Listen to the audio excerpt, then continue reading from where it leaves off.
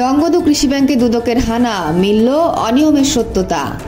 কৃষকদের নামে ভুয়া লোন উত্তোলন, সরকারি প্রণোদনা আত্মসাৎ এবং গ্রাহক হয়রানি বিস্তর এসব অভিযোগের ভিত্তিতে এবার রাঙামাটির লংগদু কৃষি ব্যাংক শাখায় আকস্মিক অভিযান চালিয়েছে দুর্নীতি দমন কমিশন দুদক।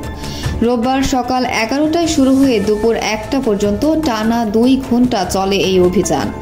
রাঙামাটি জেলা সমন্বিত কার্যালয়ের সহকারী পরিচালক আহমেদ ফরহাদ হোসেন ও রাজু আহমেদের নেতৃত্বে একটি টিম ব্যাংকের বিভিন্ন নথিপত্র খতিয়ে দেখেন।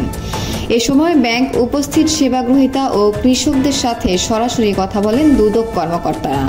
সহকারী পরিচালক আহমেদ ফরহাদ হোসেন জানান, প্রাথমিক যাচাই বাছাইয়ে কৃষি ঋণ বিতরণে বেশ কিছু অনিয়ম ও অসঙ্গতির সত্যতা পাওয়া গেছে।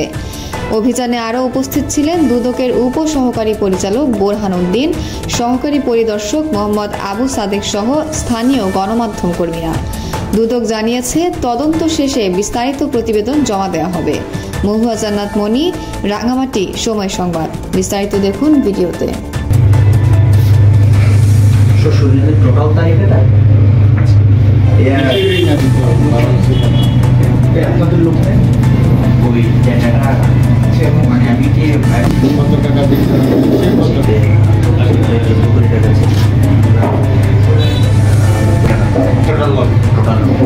এটা হচ্ছে কৃষি এবং ডিপোজিট কত আপনাদের?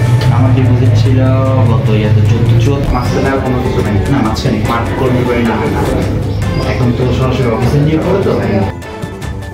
এই আমার হচ্ছে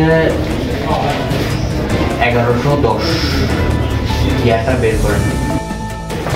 আমার 1 বছর হচ্ছে, আপনাদের জন্য 1 বছর হচ্ছে 5 বছরের সুবিধা আছে। তো